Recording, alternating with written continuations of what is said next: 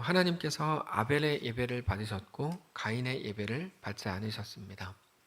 이 부분에 대해서 제사법적으로 접근하는 건 잘못된 접근이라고 말씀을 분명히 드렸죠. 제사법은 이 제사법적 접근이라는 것은 가인이 곡식으로 드려서 하나님이 안 받으셨고 아벨이 양으로 드려서 하나님 받으셨다. 이건 잘못된 접근이라고 말씀을 드렸어요. 제사법은 한참 후인 모세 때에 주어졌기 때문에 한참 후에 주어진 제사법을 가지고 근거로 가인의 제사를 안 받으신다는 건 말이 안 되고, 그마저도 제사법에는 소제라는 게 있습니다. 소제는 곡식으로 드리는 예배입니다. 다시 말해서 가인이 드렸던 곡식이라는 제물에 문제가 있었던 게 아닙니다. 하나님이 아벨의 예배를 받으시고 가인의 예배를 받지 않으셨던 이유는 가인의 삶에 문제가 있었기 때문입니다. 7절을 보시면 하나님께서 그거에 대해서 이렇게 말씀하십니다. 너가 선을 행하면 어찌 낯을 들지 못하겠느냐? 선을 행하지 않으면 죄가 문에 엎드려 있느니라.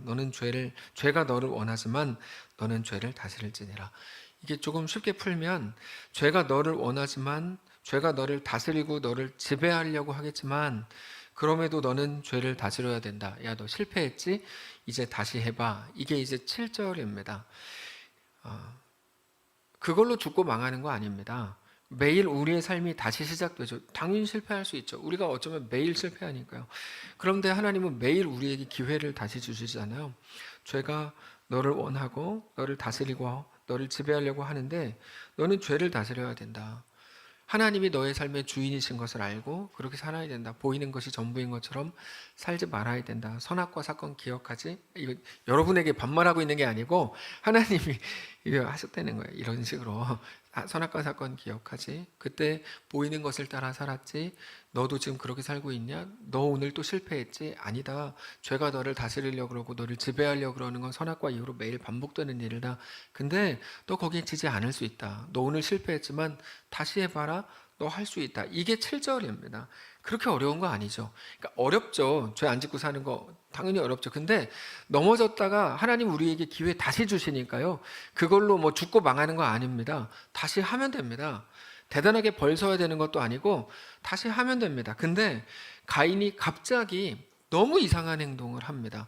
자, 우리에게 하나님께서 너 오늘 실패했지, 너 하나님의 말씀으로 살라 그랬는데 너 안 됐지, 너 죽어봐라 이렇게 하시지 않고 너 다시 해봐라 이렇게 하시는데, 네 하나님 제가 오늘 하려고 그랬는데 실패했어요. 잘 안 됐네요.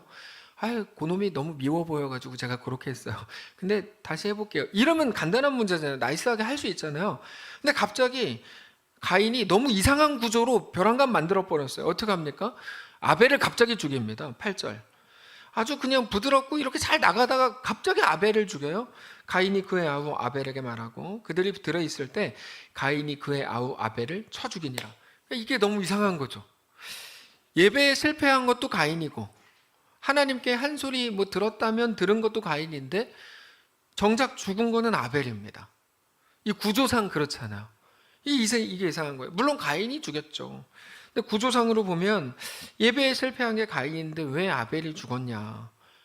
아니, 가인이 죽였다니까요. 뭐 알아요. 그러면 좀 시선을 바꿔가지고 하나님은 가인이 아벨을 죽일 때 이게 너무 이렇게 이상한 일이 일어나고 있는데 하나님은 왜 가만두셨냐? 이렇게 질문하는 거죠.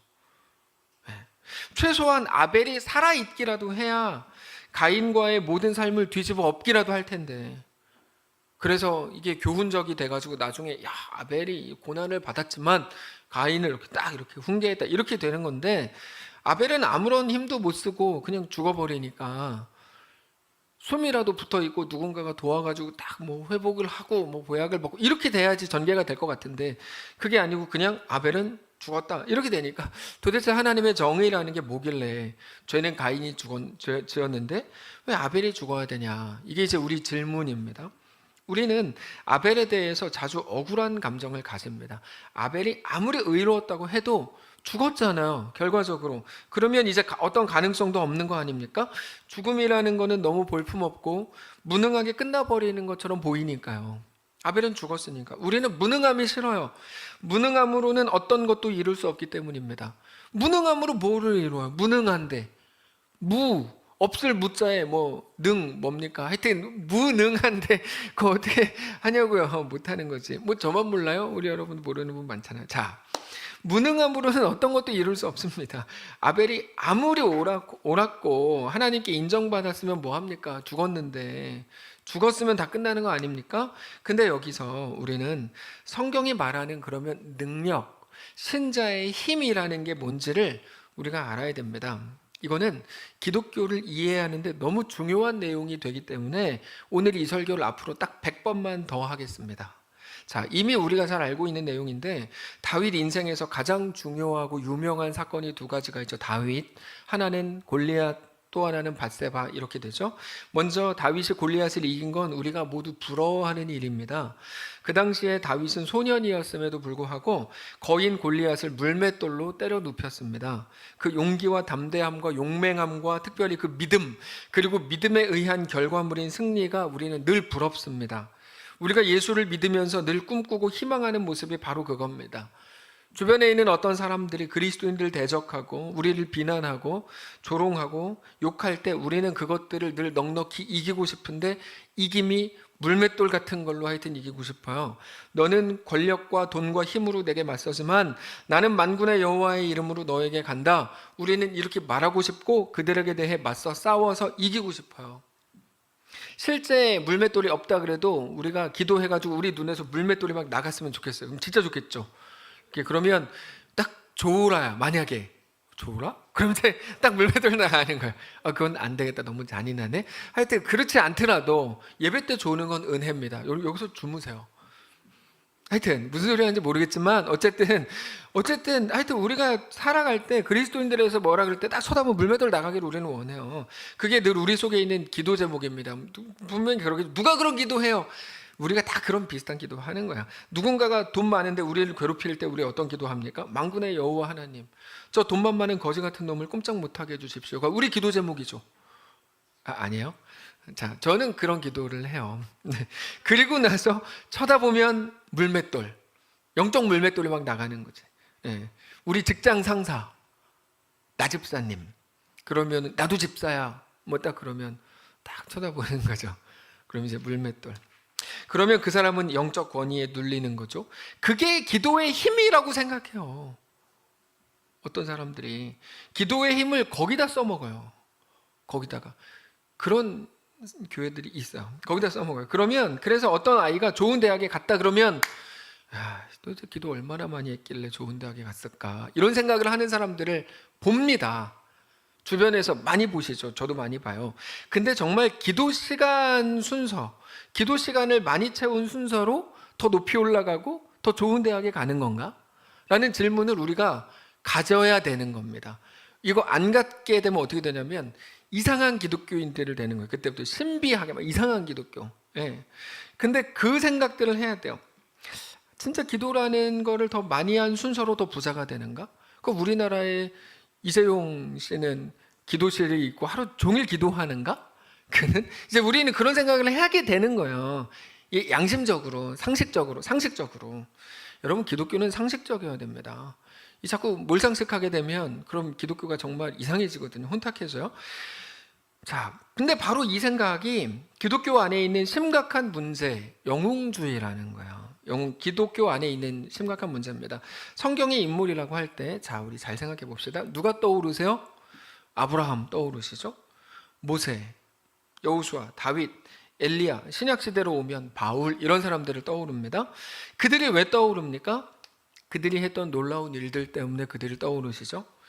모세는 10가지 재앙을 통해서 출애굽을 하고 홍해를 갈랐고, 여호수아는 요단강을 가르고, 다윗은 골리앗을 막 이기고, 엘리야는 갈멜산에서 기도했더니 불이 내리기도 하고 뭐 큰 비가 내리기도 했습니다. 바울은 기도하니까 사도행전 16장에서 큰 지진이 나면서 감옥문이 열렸죠. 우리는 그런 것들에 대해서 늘 그런 엄청난 기적들을 기억하고 우리도 그렇게 되기를 원합니다. 그래서 자주 인용해요. 어떤 일이 있으면 하나님, 그때 바울과 실라가 기도했을 때 뭐 감옥문이 열리지 않았습니까? 뭐 이런 식이죠. 이렇게 했을 때 이렇게 되지 않았습니까? 나에게도 이런 걸 주십시오. 그들의 능력이 너무 부럽습니다. 근데 성경은, 하나님은 열심히 노력해서 영웅이 된 사람을 쓰시는 게 아니고 오히려 하나님은 못난 사람을 쓰신다고 말씀하는 게 사실입니다. 고린도전서 1장, 지난주에도 나누었는데요. 십자가의 도가 멸망하는 자들에게는 미련한 것이요 구원을 받는 우리에게는 하나님의 능력이라. 십자가의 도에 대해서 우리가 가진 믿음이라는 거에 대해서 어떤 사람들은 미련하다고 말하고 니네 멍청하다 그러고 호구라고 한다는 거예요. 근데 우리에게는 하나님의 능력이라 기록된 바 내가 지혜 있는 자들의 지혜를 멸하고 총명한 자들의 총명을 패하리라 하였으니, 지혜 있는 자가 어디 있느냐, 선비가 어디 있느냐, 이 세대의 변론가가 어디 있느냐, 하나님께서 이 세상의 지혜를 미련하게 하신 것이 아니냐. 하나님의 지혜에 있어서는 이 세상이 자기 지혜로 하나님을 알지 못하므로 하나님께서 전도에 미련한 것으로 믿는 자들을 구원하시길 기뻐하셨도다. 그러니까 남들이 미련하다고 말하는 그 어떤 게 있을 거 아닙니까? 예를 들면 이번에 우리 전도 여행 갔다 왔잖아요. 어떤 사람들이 보기에 그게 굉장히 미련해 보이는 방식이거든요. 또 거기 일어났던 모든 일들, 뭐 여러 가지 일들이 거기 있었죠. 뭐 비행기를 한 곳에 못 타고 두 개로 나누고, 그 다음에 또 뭐 수화물이 뭐 어떻게 되고, 뭐 포장을 어떻게 했는데 거기에 뭐 스피커를 어떻게 하려고 그러다 못 가고, 뭐 여러 가지 일들이 미련해 보이는 일들이 있어요. 네. 근데 어떤 사람들은 미련하다고 말하는 그것과 분명히 뭐 잘못한 거 아니야 라고 생각되는 그 상황과 현실과 인생을 통해서 하나님의 역사를 이루어 가신다고 성경이 말한다는 거죠. 아주 중요한 겁니다. 그래서 사실 다윗 인생에서 정말 중요한 순간은 다윗이 골리앗을 쓰러뜨린 그 순간이 아니고 밧세바를 범한 이후였습니다. 이거에 대해서 우리가 잘 이해해야 되는데, 우리는 다윗이 골리앗 이긴 거에 대해서 열광하지만 성경은 다윗이 골리앗 이긴 거에 대해서 그 후에 더 이상 언급조차 하지 않습니다. 관심도 없거든요. 소년 다윗이 골리앗 이긴 거 성경은 별 관심 없어요.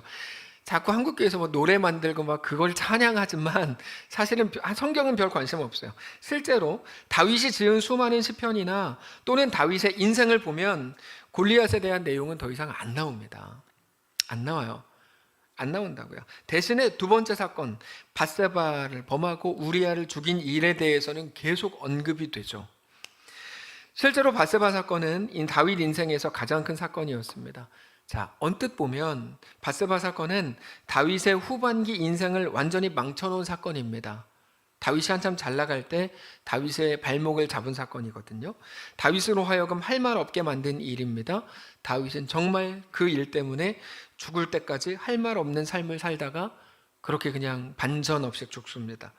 밧세바 사건은 우리아의 아내인 밧세바를 다윗이 강제로 빼앗고 그 일이 들통날까 봐 남편 우리아를 전쟁터에서 죽인 일입니다. 완전 범죄 성공했습니다. 물론 완전 범죄는 아니고 그 시대에 뭐 사람들 웬만한 사람들 다 알았습니다. 그때 수요예배 때 이미 충분히 나누었는데, 근데 이제 다 알았지만 모르는 것처럼 이렇게 하고 있었거든요. 그게 나중에 걸렸어. 하나님께서 다 알고 계셨다는 걸 나단을 통해 말씀하셨습니다. 다윗은 그때부터 정말 꼼짝 못하는 인생이 됩니다. 아무 말도 못하는 인생이 됩니다.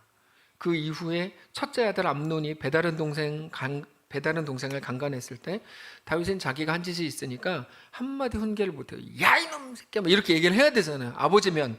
그 말을 못해요. 우리가 볼 때 답답하죠. 아버지가 아무 말도 못하니까 동생 압살롬이 자기 형 암논을 대신 심판해서 죽입니다. 아버지가 한마디도 못하니까 내가 대신 심판하고. 근데 형을 죽였으면 거기에 대해서 뭐라고 얘기해야 되는데 그때도 한마디도 못해요. 밧세바 사건 때문에 다윗은 그때부터 사실상 죽은 것처럼 삽니다. 양심은 있었어요. 죽은 것처럼 살아요. 다윗이. 말도 못하고 부끄럽고 민망한 유구무원의 인생이 됩니다. 특별히 밧세바를 다윗이 범한 때가 언제였냐면 다윗이 제일 잘 나가던 때였어요. 모든 문제가 다 해결되고 이제 평안하게 제일 잘 나가던 때, 제일 무언가를 할 만한 때, 그래서 하나님께 성전까지 지어드리겠다고 했었던 그때, 물론 그것 때문에 하나님께 면박받았지만 그럴 만큼 힘이 있을 때라서 우리는 그 밧세바를 범한 시점이 너무 아쉬운 거예요. 너무 안타까워요. 제일 무언가를 할 만할 때 그때 그런 짓을 저질러가지고 평생을 그렇게 죽은 자처럼 살았다는 게 너무 안타까워요. 자, 그러니까 질문하는 거죠. 하나님은 정말 왜 다윗을 그렇게 대단하고 훌륭하고 인정받고 엄청나게 부러운 사람에서 한순간에 바닥으로 할 말 없는, 큰 소리 칠 수 없는 인생이 되게 놔두셨을까? 왜 면목 없는 삶을 살게 하셨을까? 라는 겁니다. 우리는 할 말 없는 인생이 되는 게 너무 싫습니다. 끔찍합니다, 진짜. 할 말 없는 인생이 되는 게, 우리가 저지른 일들 뭐 실수했다고 쳐요. 안 걸리면 좋겠어요. 안 걸렸을 때까지는 큰 소리 치는데 딱 걸리면 그때부터 큰 소리 못 치니까요. 그게 너무 힘듭니다. 근데 그렇게 보면 다윗 인생 왜 이러냐, 진짜 불쌍하고 안 됐다라고 생각하는데, 오늘 본문을 보니까 아벨은 죽었어요. 할 말 없는 인생으로 산 게 아니고 아벨은 죽었어요. 오늘 본문을 보면서 아벨을 부러워하는 사람은 한 명도 없습니다. 형에게 맞아 죽은 게 전부입니다. 아무것도 못 해보고 그냥 죽었어요. 기껏해야 아벨의 죄가 있었다면 운동을 안 배운 거? 운동을 좀 했다면 형한테 맞아 죽진 않았겠죠. 뭐 복싱을 했다거나 뭐 태권도를 했다면 맞아 죽진 않았겠지만, 굳이 죄를 찾자면 아벨은 운동 안 한 정도? 이것도 죄입니까? 그건 죄가 아니죠. 그러니까 그거를 보면 아무 반전도 없어 보이는 아벨의 인생이라고 하는 게 참 너무 참 그냥 허무한 거죠. 죽음은 무능의 끝입니다. 근데 지금 한국 교회가 그렇게 된 느낌입니다. 이게 갑자기 이렇게 와서 좀 이상하게 들리시겠지만 사실 그래요. 우리가 할 말 없는 자리에 있습니다. 여기서도 막 할 말을 하려고 그러는 분들이 있긴 있는데, 사실은 정황상 보면 한국 교회는 지금 할 말 없습니다. 2007년 이후로 코로나를 지나면서 한국 교회는 할 말 없는 조직이 됐습니다. 솔직히. 자, 여기까지가 사실이거든요. 우리가 능력이 있는 기독교라면 세상에 대해서 그렇지 않아, 이렇게 해야 돼 라고, 이게 옳아 라고 가르치고 훌륭한 기준 제시하면 세상이 추종해야 되잖아요. 맞다, 우리가 잘못 생각했다. 근데 얼마 전에 어떤 목사님께서 인터넷에 어떤 뭐 사건이 있어가지고 이렇게 글을 썼대요. 죄 없는 자가 돌로 먼저 치라. 예수님이 하신 말씀이죠. 그랬다가 인터넷에서 몰매 맞아 죽을 뻔했대요. 네가 먼저 죽어라 막 이러면서 그랬다는 거죠. 그게 지금 한국교회의 현실이거든요. 그게 한국교회의 현실이라고요. 예. 우리는 세상에 대해 할 말 없어요. 뭐라도 교회의 이름으로 한마디, 만약에 입장신의, 만약입니다. 입장에 어떤 사건이 일이 일어났어요. 우리 교회 이름으로 무언가를 이렇게 훈계한다는 식으로 하면은 세상에 가만히 있겠습니까? 우리의 꼬투리 뭐라도 잡아가지고 다 얘기하죠. 이게 우리의 현실입니다. 옛날에는 안 그랬잖아요. 예전에는 교회가 사회를 선도하고 그랬던 시대가 있었잖아요. 여기 그런 영광을 누렸던 분들 많이 계시잖아요. 지금은 안 그래요. 지금은 교회는요, 사실 어디 가서 명함도 못 내미는 그런 곳이 됐고요. 교회에 있는 목사는 훨씬 심해요.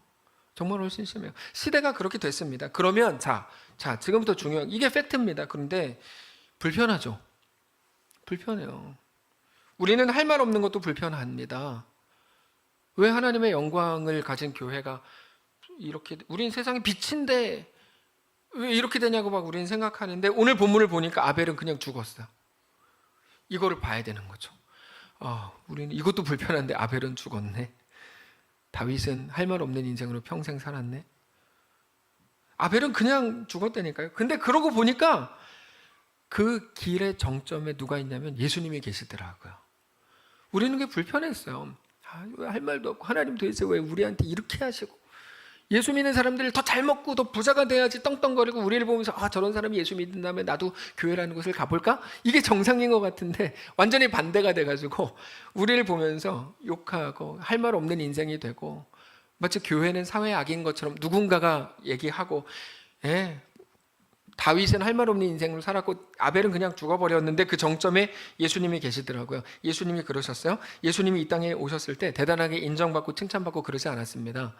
우리는 복음서에 있는 기적들을 가끔 생각하니까 마치 막 예수님이 영웅으로 사셨던 것 같은데, 여러분, 예수님의 삶에 대해서 성경은 딱 한마디로 이렇게 규정합니다. 이사야 53장입니다. 우리가 전한 것을 누가 믿었느냐? 여호와의 팔이 누구에게 나타났느냐? 그는 주 앞에서 자라나길 연한 순 같고 마른 땅에서 나온 고운 뿌리 같아서 고운 모양도 없고 풍채도 없고 우리가 보기에 흠모할 만한 아름다운 것이 하나도 없도다. 이게 이제 예수님에 대한 규정이에요. 현실이었죠. 외모의 문제가 아니고 예수님의 삶이 그랬다는 겁니다.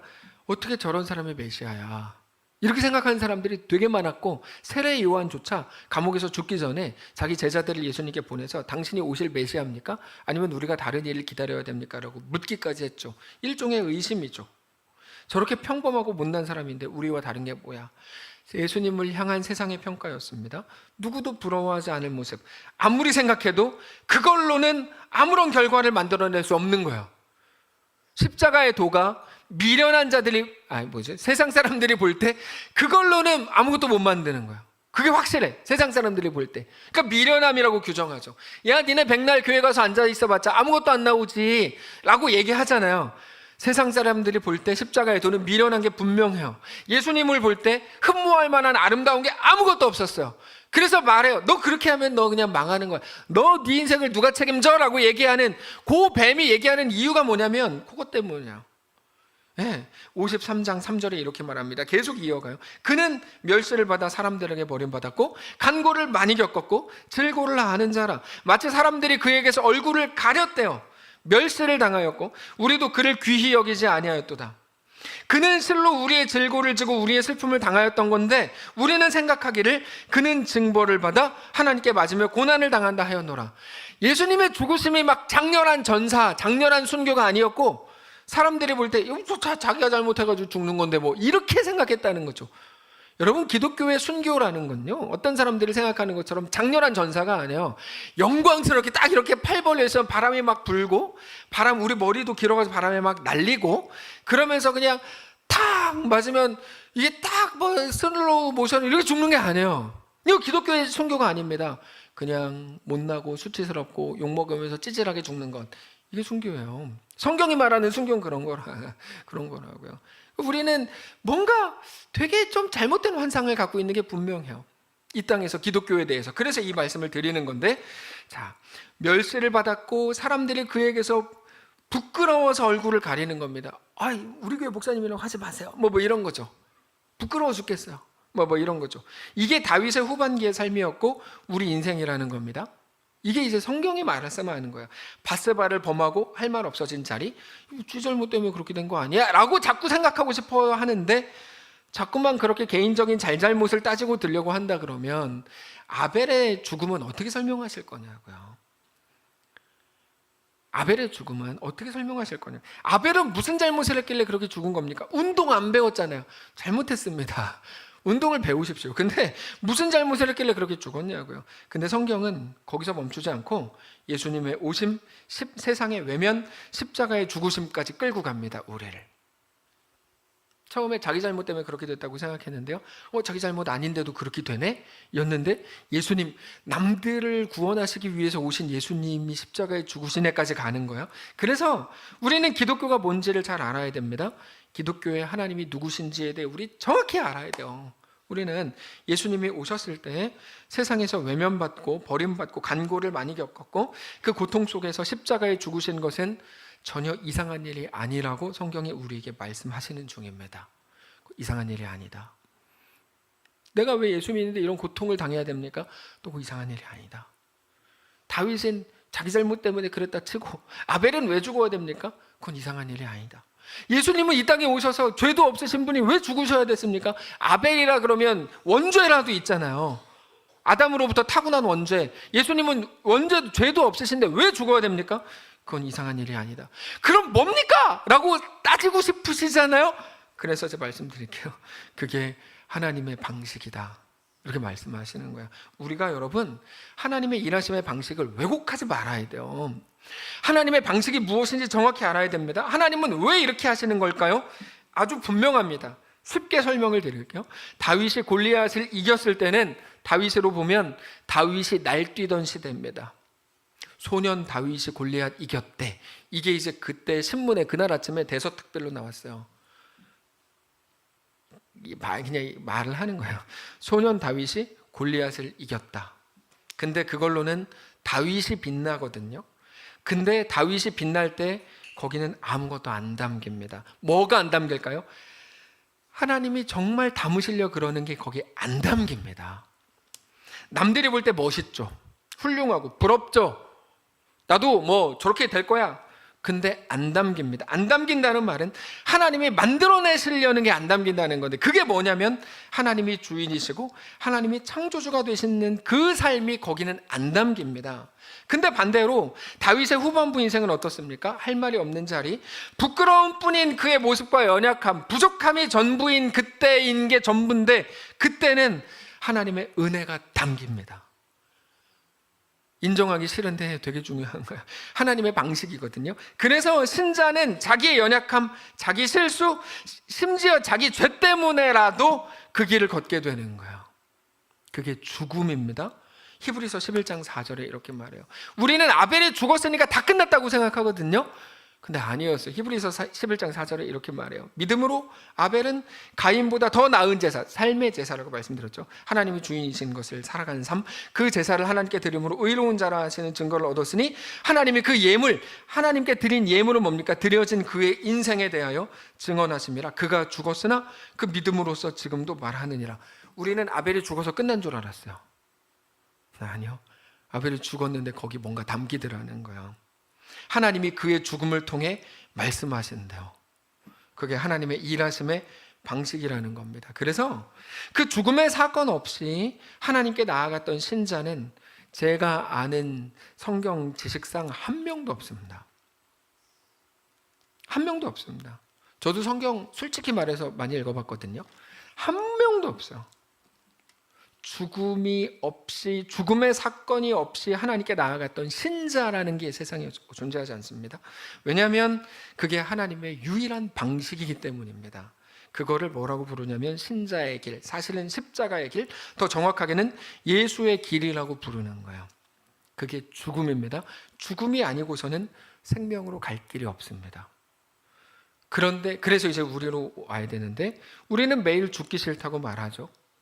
그래서 자꾸 죽음을 이야기하는 우리 교회를 떠나고 싶어 하고 하나요? 자, 우리를 그러나 살리는 것은 오늘 내 능력으로 내가 죽지 않은 자리가 아니고, 내가 죽은 자리, 내가 죽어나간 그 자리에서 하나님이 비로소 우리 속에 하나님의 역사를 일으키시고, 우리 죄로 무너진 하나님이 처음 만드신 하나님의 형상, 우리 죄로 무너졌는데 그 하나님의 형상을 회복시키는 그 은혜가 우리의 죽음의 그 자리에서 일어나게 된다는 것을 알아야 됩니다. 가인은 자기가 멋지게 하나님께 인정받는 모습을 기대했겠죠. 오늘 본문에서 자기가 딱 갖다 놓고 예배 딱 하면은, 네? 사람들한테도 칭찬받고, 역시 가인, 이 말을 듣고 싶었을 거 아니에요. 역시 가인. 근데 그거에 대해서 실패해서 화가 났고 아벨을 죽여요.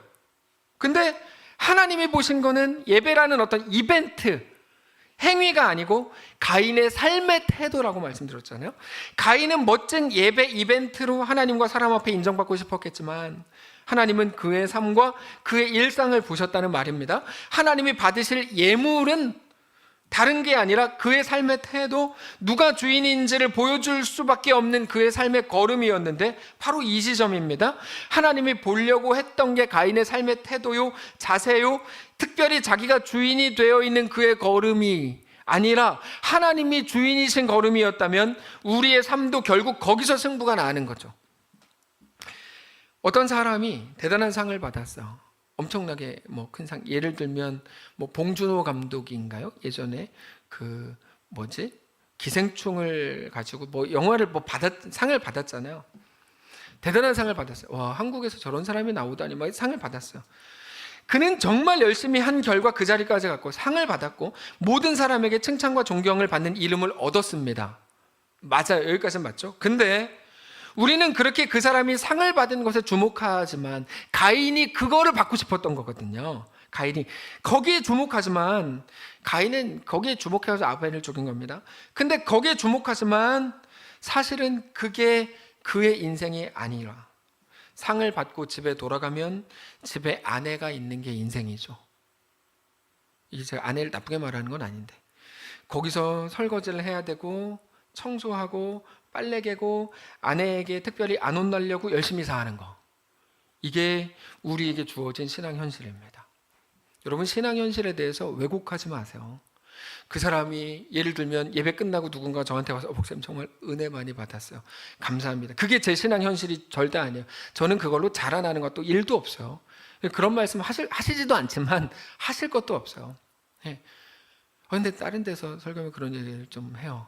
그래서 어제도 저 결혼식 끝나고 나서 은혜 받았습니다 이런 얘기를 오랜만에 들어서 가끔 그래 다른 교회 설교도 해야 돼. 근데 이제 중요한 건 그게 아니고, 그게 장난입니다. 그게 아니고, 자, 근데 칭찬받는 게 우리를 자라나게 할 게 하나도 없다고요. 우리의 신앙 현실은 그 자리가 아니거든요. 우리의 신앙 현실은 집에 가서 하는 거예요. 집에 가서. 명함과 이력서에 나오지 않는 이야기를 우리 신앙 현실이라고 불러요. 이력서에는 잘한 이벤트만 나옵니다. 우리는 하나님께 낼 이력서를 낼 일이 없습니다. 이력서에 넣을 이야기를 따라다니고 그거를 만들어가는 일들은 너무 모자란 일입니다. 젊은이들 잘 들으십시오. 제발 모질이 짓들 좀 하지 마십시오. 그건 너무 불행한 일이에요. 하나님을 모르는 사람의 일이거든요. 이력서에는 뭐를 써놓냐면 골리앗 이긴 이야기를 써넣어요. 내가 몇 년도에 골리앗 물맷돌 한 개로 딱 이겼다. 왕이 된 이야기. 뭐 블레셋과의 어떤 이야기를 끝에 힘들게 이겨내고, 그리고 유대의 왕이 된 후에 7년 후에 이스라엘 왕이 됐다. 이거를 이력서에 적습니다. 거기에는 밧세바를 범하고 할 말 없게 됐다 이런 거 안 적습니다. 이력서에는. 근데 하나님이 우리를 자녀로 만드시고 특별히 하나님의 은혜를 담으시는 그 공간은 골리앗을 이긴 자리가 아니고 이상하게 할 말이 없고 왠지 당당하지 못한 그 자리가 우리 인생에 무언가를 담으시는 자리라는 거죠.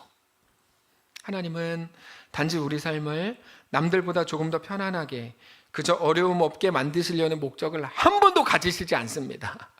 그런 건 하나님의 목적에 없습니다. 하나님의 목적 리스트 그런 거에 없어요. 그건 우리에게 대한 하나님의 뜻이 아닙니다. 그런 걸로 우리 기도를 자꾸 채우지 마세요. 그러면 하나님은 우리에게 무엇을 작정하실까? 하나님은 우리 속에 하나님의 지혜와 하나님의 능력과 하나님의 영광을 담으실 작정입니다. 근데 그거는 우리 죽음의 자리에서 만들어지고 거기에서만 담긴답니다. 우리는 우리 연약함과 부끄러움 앞에서도 하나님도 우리를 부끄러워하실 거라고 생각하지만 내가 사기치고 왔는데 그게 걸렸어. 그러면은 주변 사람들이 얼마나 욕을 합니까? 하나님도 나를 부끄러워하겠지라고 생각하는데 성경은 오히려 반대라고 얘기합니다. 놀라운 일이죠. 할 말 없는 자리, 그래서 나로서는 도저히 할 수 있는 게 하나도 없고 오직 하나님의 은혜만 구하는 그 자리, 하나님이 아니면 나는 살 수 없습니다. 오직 주의 은혜의 한 자락만을 구합니다라고 말하는 그 자리, 그 사람에게 하나님의 은혜가 담기게 될 것입니다. 거기에서 하나님의 계획이 시작되고 하나님의 역사가 그 사람을 통해 나타날 겁니다. 그렇게 그가 남지 않고 다윗이 빛났다, 그게 아니고 오직 하나님의 행하신 일이 남게 하시는 것입니다. 그게 하나님의 역사입니다. 모두가 얼굴을 가리는 그 십자가를 통해서 온 세상을 뒤집고 죽음을 깨뜨리고 생명을 주셨다는 것을 기억하십시오. 그래서 밧세바 사건은 다윗이 사실상 죽은 사건인데, 그때부터 할 말 없이 살았으니까요. 사실상 죽은 사건인데 죽음이 아닌 방식으로 하나님께 나아갈 수 없다는 것을 우리에게 보여주는 굉장히 강력한 사건입니다. 그래서 제가 예전에 뭐라고 표현했냐면 밧세바 이전과 이후를 예수 이전의 시대와 예수 이후의 시대라고까지 표현했잖아요. 기억나세요? 그래서 우리의 기도가 고작 우리의 보복이 전부라면 주님 제발 내 억울함을 들어주시고 나를 도와주십시오, 저놈을 죽여주십시오가 전부라면, 그렇게 우리 눈에 내일 레이저가 나가고 보복의 능력이 나가고 영적 물맷돌이 막 나가기를 바라신다면 우리는 아직도 하나님의 일하심을 모르는 겁니다. 그래서 우리는 그런 훌륭한 다윗이 이런 실수를 해서 이렇게 됐다고 생각하면 안 됩니다. 그건 최악의 해석입니다. 시선이 성경적이지 않은 거예요. 기독교를 모르는 소리죠. 자기 아들을 이 땅에 보내서 십자가에 죽게 하신 하나님을 전혀 모르는 말입니다. 그 십자가가 부활이 되고 영광이 되고 생명이 되게 하신 하나님을 너무 모르는 소리입니다. 그래서 우리가 바로 확인해야 되는 건 우리 삶에 있는 밧세바 이야기입니다. 내가 아벨이 된 순간, 이게 자꾸 이제 헷갈리실 수 있어요. 다윗은 지 잘못으로 한 거 아닙니까? 자꾸 헷갈리실 수 있는데 같이 보시라고요. 다윗, 아벨, 예수님 같이 보셔야 된다는 거예요.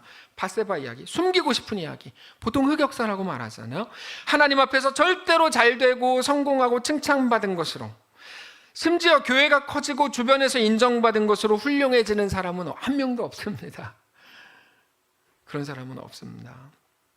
저에게도 은혜를 받았습니다라고 말하는 소리를 들을 때 제가 자랑할 일은 하나도 없습니다. 그런 건 없습니다. 저도 우리 모두도 못나고 후회되고 실패하고 감추고 싶고 지우고 싶고 넘어진 이야기를 통해서만 성숙해지고 하나님 앞에서 훌륭해집니다.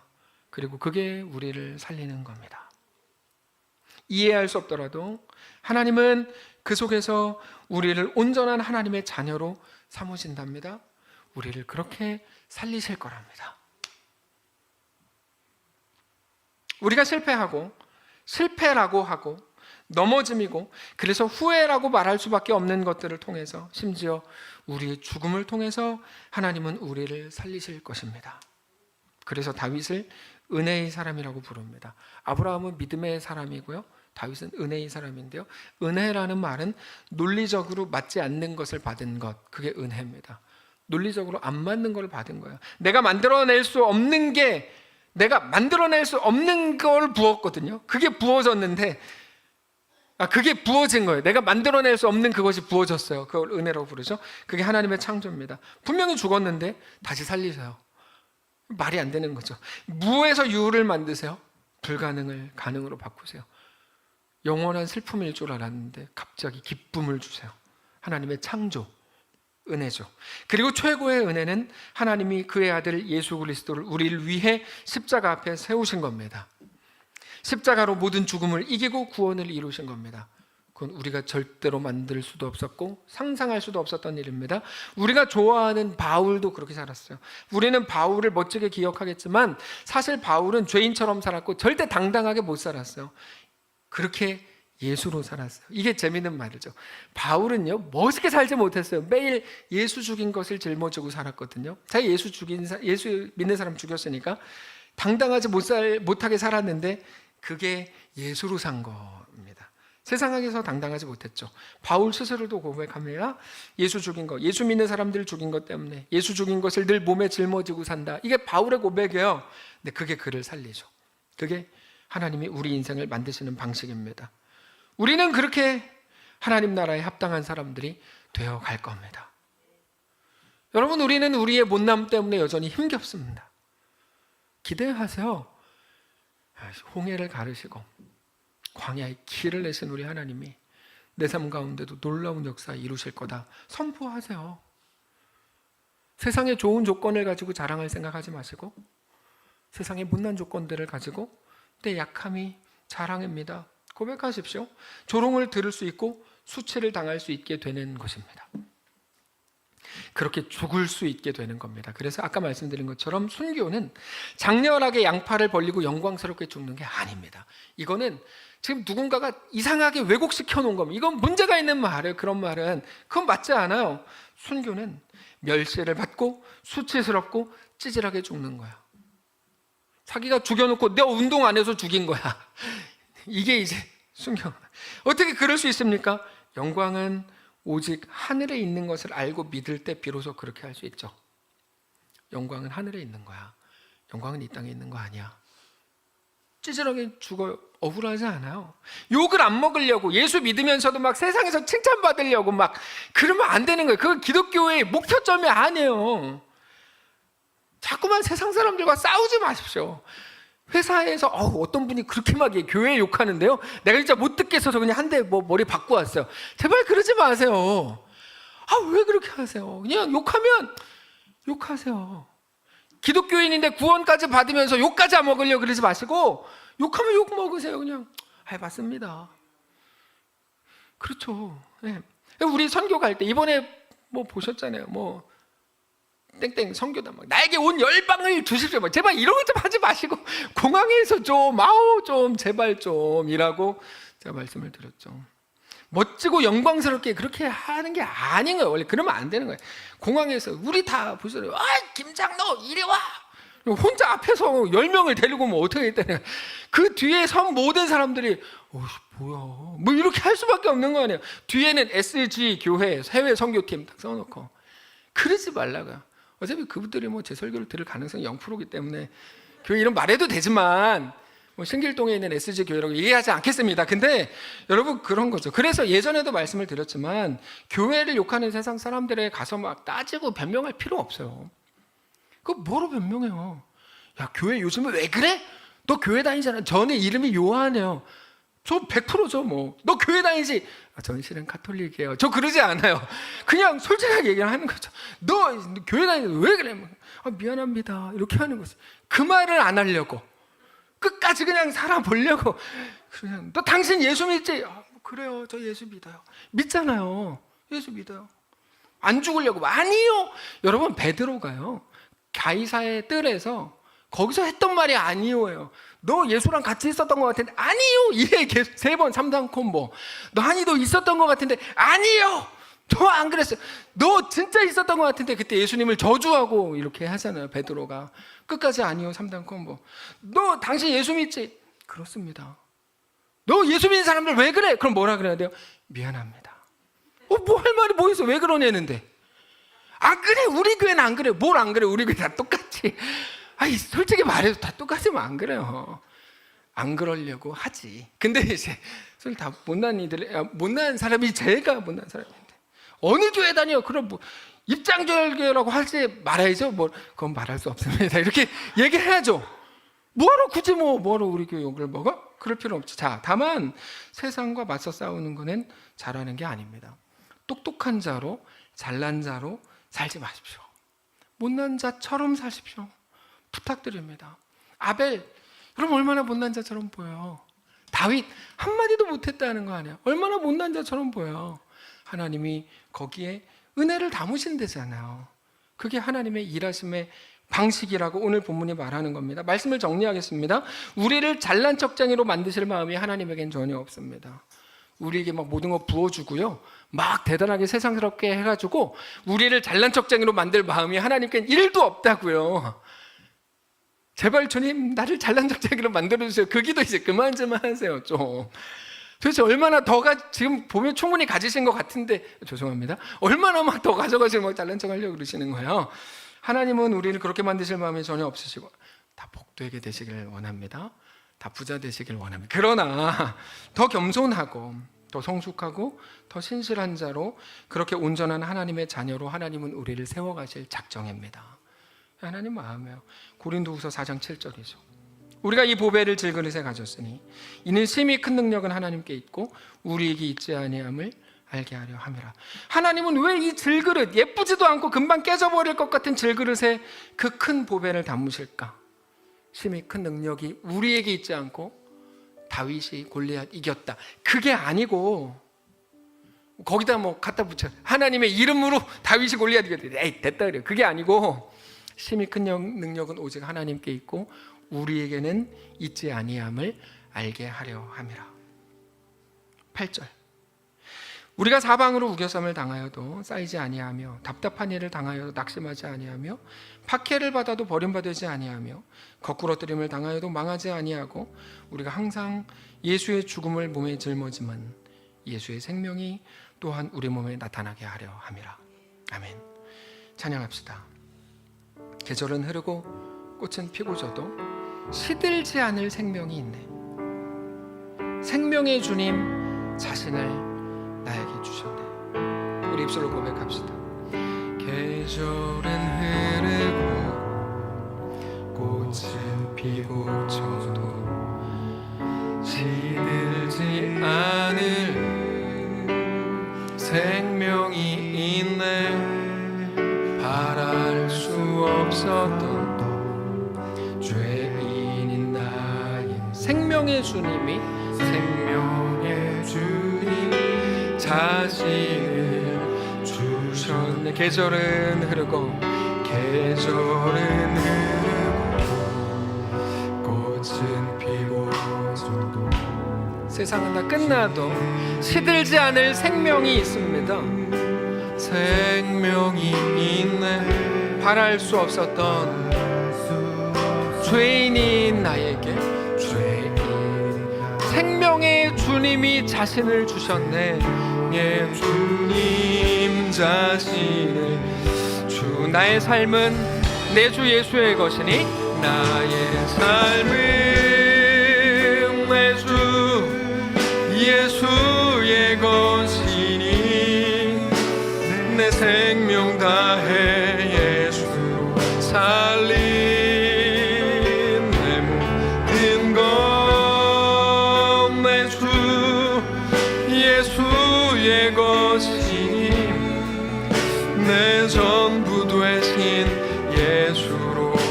바람이 스치듯 우리 삶도 다 지나가게 되겠죠.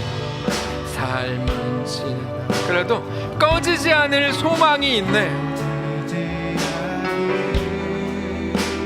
소망이 있네. 그 길을 떠나서 헤매는 자들이 주를 찾도록 나 살기 원하네. 주를 찾도록 나 살길 원하네. 나의 삶은 내 주 나의 삶은 내 주 예수의 것이니 내 생명 다해 예수로 살리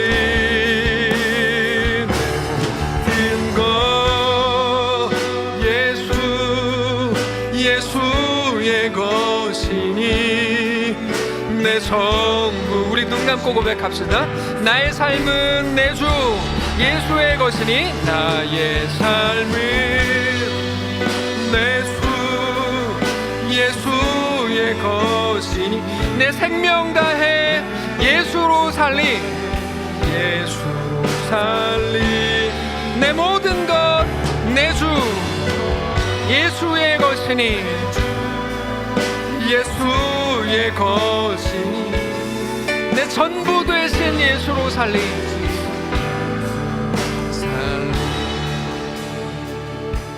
우리가 이 보배를 질그릇에 가졌으니 하나님, 우리는 이게 이해가 안 됐던 겁니다. 왜 아벨 죽게 놔둡니까?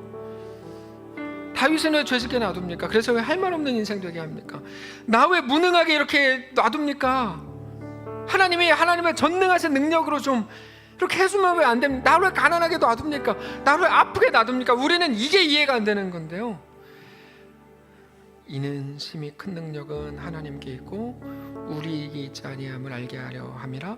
하나님, 우리를 잘난 척쟁이로 만드실 마음이 전혀 없고 우리를 더 겸손하고 더 성숙하고 더 신실하고 주를 닮은 주의 자녀로 세우실 것을 우리가 이제 압니다. 우리에게 대한 하나님의 목적이 무엇인지 분명히 깨닫기를 원합니다. 하나님, 우리 삶의 모든 현실을 그렇게 다스려 주시고 그렇게 이끄셔서 딱 한 번 사는 너무나 짧은 이 인생 동안에 우리가 몇 번 호흡하고 금방 하나님 앞에 가게 될 텐데, 이 순간 동안에 우리 정말 하나님 닮은 자로, 은혜를 아는 자로, 은혜가 담긴 주의 백성들로 세워질 수 있도록 인도해 주시옵소서. 하나님, 모든 것에 은혜가 필요합니다. 정말입니다. 사랑하는 모든 성도들의 각자의 삶에 매 순간 하나님 은혜를 더해 주시고, 그때마다 야, 내가 네 주인인 거 너 알았지? 내가 너의 창조주인 거 알았지? 너 나와 또 함께 걷자. 사랑하는 자야, 일어나라. 나와 함께 걷자. 매 순간 말씀하셔서 그렇게 우리 주님과 믿음으로 멋있게 동행하는 사랑하는 모든 성도를 다 되도록 축복하시옵소서. 감사드리며 우리 주 예수님의 이름으로 기도합니다. 아멘. 이제는 우리 구주 예수 그리스도의 은혜와 하나님 아버지의 다함없는 사랑과 성령의 교통인도 역사 위로 함께 하심의 은사가 이 시간 주를 바라보며 예수 안에 허락된 그 길을 믿음으로 넉넉히 걷기를 소원하는 사랑하는 모든 성도들 머리 위에 자신의 실력이 아닌 우리 실력을 압도하고 능가하고 완전히 넘어서는 하나님의 실력 앞에 엎드리기로 결정하는 사랑하는 모든 성도들, 그들의 자녀, 그들의 생업과 직장과 사업장, 사랑하는 이 교회 위에 이제로부터 영원까지 함께 계실지어다. 아멘.